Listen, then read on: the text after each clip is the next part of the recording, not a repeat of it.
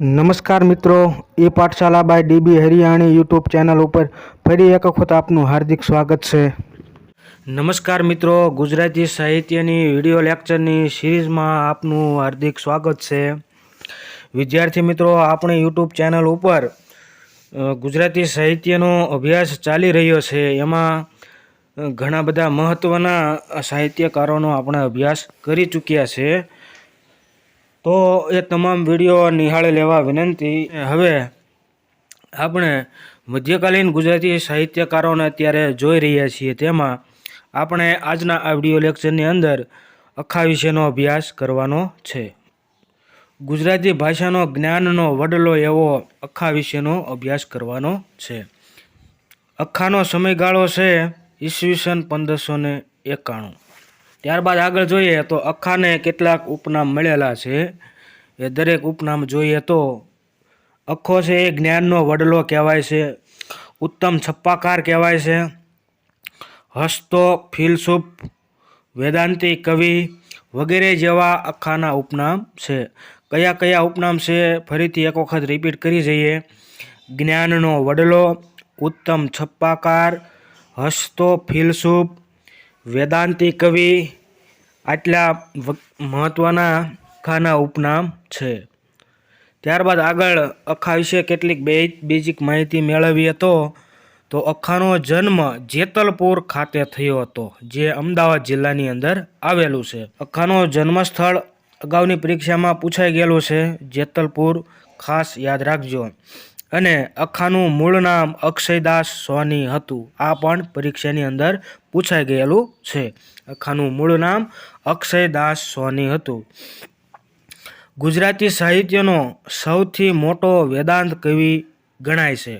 કવિ અખો છે એ ગુજરાતી સાહિત્યનો સૌથી મોટો વેદાંત કવિ ગણાય છે. ત્યારબાદ અખાના છપ્પા ગુજરાતીમાં વખણાય છે, એટલા માટે છપ્પાકાર તરીકે પણ અખો જાણીતો છે. અને અખાએ એક પોતાના જીવન દરમિયાન ધર્મની બહેન માની હતી. એ ધર્મની બહેનનું નામ હતું જમના. અમારી યુટ્યુબ ચેનલ ઉપર નવા હોય તો ચેનલને સબસ્ક્રાઈબ કરી લો અને બાજુમાં આપેલ બેલ આઇકનને ચાલુ રાખો, જેથી કરી આવનારા નવા વિડીયોની નોટિફિકેશન તમારા મોબાઈલમાં મળતી રહે. અને જો અમારો વિડીયો ગમ્યો હોય તો વિડીયોને એક લાઇક આપી અને તમારા મિત્ર સુધી શેર કરવા નમ્ર વિનંતી છે. ત્યારબાદ અખા વિશેનો આગળ અભ્યાસ કરીએ તો અખો વ્યવસાયે સોની હતો. અહીંયાથી પણ પ્રશ્ન અગાઉ પૂછાઈ ગયેલો છે. અખાનો વ્યવસાય કયો હતો? તો કે સોની હતો. અને તે અમદાવાદની ખાડિયા નજીકની દેસાઈની પોળમાં રહેતો હતો. ત્યારબાદ આગળ કવિ અખો જહાંગીરે સ્થાપેલ ટંકશાળામાં મહત્ત્વના અધિકારીની પદવી ધરાવતો હતો. આ પ્રશ્ન પણ અગાઉ પૂછાઈ ગયેલો છે કે કવિ અખો છે એ કયા બાદશાહના સમયમાં ટંકશાળામાં એક મહત્વ અધિકારીની પદવી ધરાવતો હતો? તો તેમાં જહાંગીર આવશે. ત્યારબાદ આગળ જોઈએ તો ઉમાશંકર જોશીએ અખાને ક્રાંત દ્રષ્ટા કવિ કહ્યા છે. અને અખાને એક ગુરુ પણ હતા. બ્રહ્માનંદજી નામના ગુરુ હતા. તો બ્રહ્માનંદજી ગુરુના ચરણે બેસીને અખાએ વેદાંત ગ્રંથોનું અધ્યયન કર્યું હતું. ત્યારબાદ અખા વિશે એક લોકવાયકા કહેવાય છે કે લોકવાયકા મુજબ ગુજરાતના ભરૂચ જિલ્લાના એક ગામમાં ઘરમાં કવિ અખાની ગાદી સચવાઈ રહી છે, એવી એક લોકમાન્યતા છે. હવે વિદ્યાર્થી મિત્રો, આપણે અખાની મહત્ત્વની કેટલીક કૃતિઓ જોઈ. અને અખાની ઘણી બધી કૃતિઓ અગાઉની પરીક્ષાની અંદર પૂછાઈ ગયેલી છે. અખે ગીતા, પંચીકરણ, કેવલ્ય ગીતા, ગુરુ શિષ્ય સંવાદ, તેને સાખીઓ પણ કહેવામાં આવે છે. બંને કૃતિ મહત્ત્વની પૂછાઈ ગયેલી છે. ગુરુ શિષ્ય સંવાદ, સાખીઓ. ત્યારબાદ ચિત્ત વિચાર સંવાદ, અનુભવ બિંદુ, કૃષ્ણ ઉદ્ધવ સંવાદ, સંત પ્રિયા, આ એક હિન્દી રચના છે. બ્રહ્મલીલા, 12 મહિના વગેરે જેવી કેટલીક મહત્ત્વની અખાની કૃતિઓ છે. ત્યારબાદ અખાએ રચી કેટલીક મહત્ત્વની પંક્તિઓ વિશેનો અભ્યાસ કરીએ તો પ્રથમ પંક્તિ છે, એક મૂર્ખને એવી ટેવ પથ્થર એટલા પૂજે દેવ. ત્યારબાદ આગળ જોઈએ તો ઓછું પાત્રને અદકું ભણ્યો, વટકણી વહુએ દીકરો જણ્યો. અખાની જેટલી પણ પંક્તિઓ છે તેમાં ઉદાહરણ લઈ અને કંઈક ને કંઈક બ્રહ્મ જ્ઞાન આપવામાં આવતું હોય છે અને તેમના મુખ્ય વિષયોમાં બ્રહ્મરસ એવા વગેરે એમના વિષયો હોય છે, પરંતુ સાંસારિક પાત્રો લઈ અને બ્રહ્મ વિશેનો ખ્યાલ આપતા હોય છે. ત્યારબાદ આગળ પૂછાયેલી પંક્તિઓ જોઈએ તો વૃદ્ધ થયો વંઠિયું મન તન, ઉપાય ટળ્યો ને ખૂટ્યું ધન. આ પંક્તિ પરીક્ષામાં પૂછાઈ ગઈ છે. ગુરુ કીધા મેં ગોકુલનાથ, ઘરડા બળદને ઘાલીનાથ. આ પંક્તિ પણ પૂછાઈ ગઈ છે. આજ આનંદ મારા અંગમાં ઉપન્યો, પરબ્રહ્મજી મને ભાળ લાગી. આ પંક્તિ પણ અગાઉ પૂછાઈ ગઈ છે. ત્યારબાદ આગળ જોઈએ તો ભાષાને શું વળગે બૂર, રણમાં જીતે તે સૂર. ત્યારબાદ આગળ જોઈએ તો દેહાભિમાન હતું પાછેર, વિદ્યા ભણતા વધ્યું શેર. આવી સરસ મજાની ગુજરાતી સાહિત્યની અંદર કવિ અખ્ખાએ પંક્તિઓની રચના કરી છે.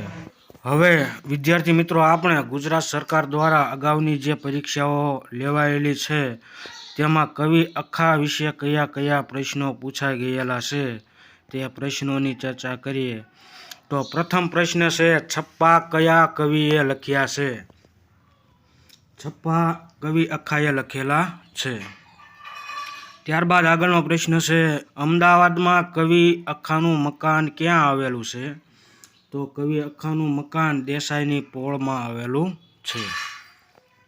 ત્યારબાદ આગળનો પ્રશ્ન છે, કવિ અખ્ખાનો વ્યવસાય શું હતો? તો કવિ અખ્ખો વ્યવસાય સોની હતો.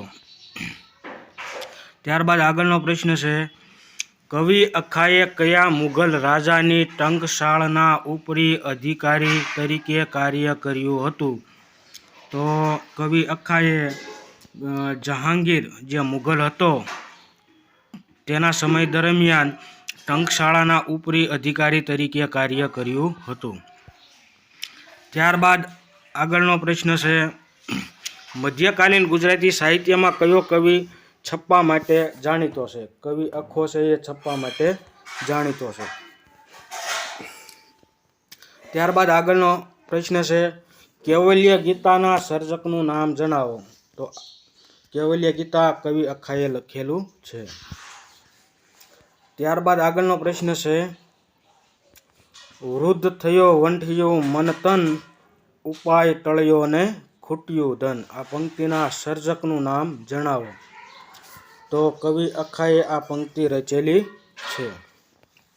ત્યારબાદ આગળનો પ્રશ્ન છે, પ્રમાણિકતાથી સોનીનો ધંધો કરતા હોવા છતાં પોતાના ઉપર બહેન અને બાદશાહ બંનેએ અવિશ્વાસ વ્યક્ત કરતા ખૂબ જ વ્યથિત થઈ ધંધાનો ત્યાગ કરી સત્યની શોધમાં નીકળી પડેલ પ્રસિદ્ધ કવિનું નામ જણાવો.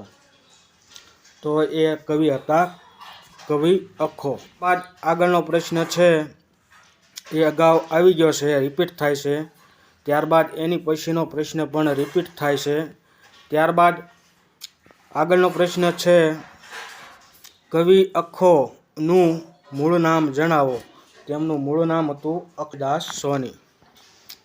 ત્યારબાદ આગળનો પ્રશ્ન છે, નીચે જણાવેલ કૃતિઓમાં કઈ કૃતિ અખ્ખાની નથી? તો આપેલ વિકલ્પો જોઈએ તો અનુભવ બિંદુ, છપ્પા મણી, પંચીકરણ, ગુરુ શિષ્ય સંવાદ. તેમાંથી ઓપ્શન બી સાચો જવાબ રહેશે. છપ્પા મણી એ કવિ અખ્ખાની કૃતિ નથી. બાકીની ત્રણેય કૃતિઓ છે એ કવિ અખ્ખાની છે.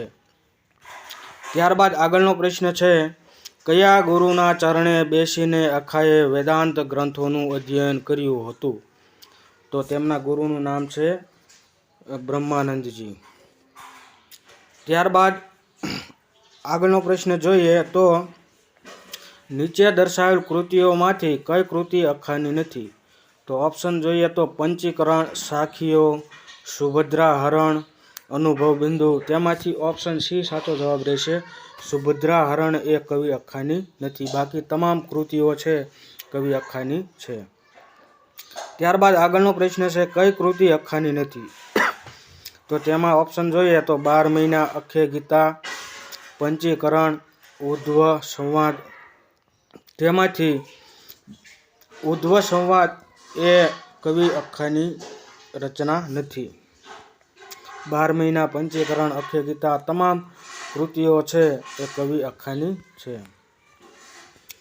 ત્યારબાદ આગળનો પ્રશ્ન છે, આજ આનંદ મારા અંગમાં ઉપન્યો, પરબ્રહ્મની મને ભાળ લાગી. આ પંક્તિના સર્જકનું નામ જણાવો.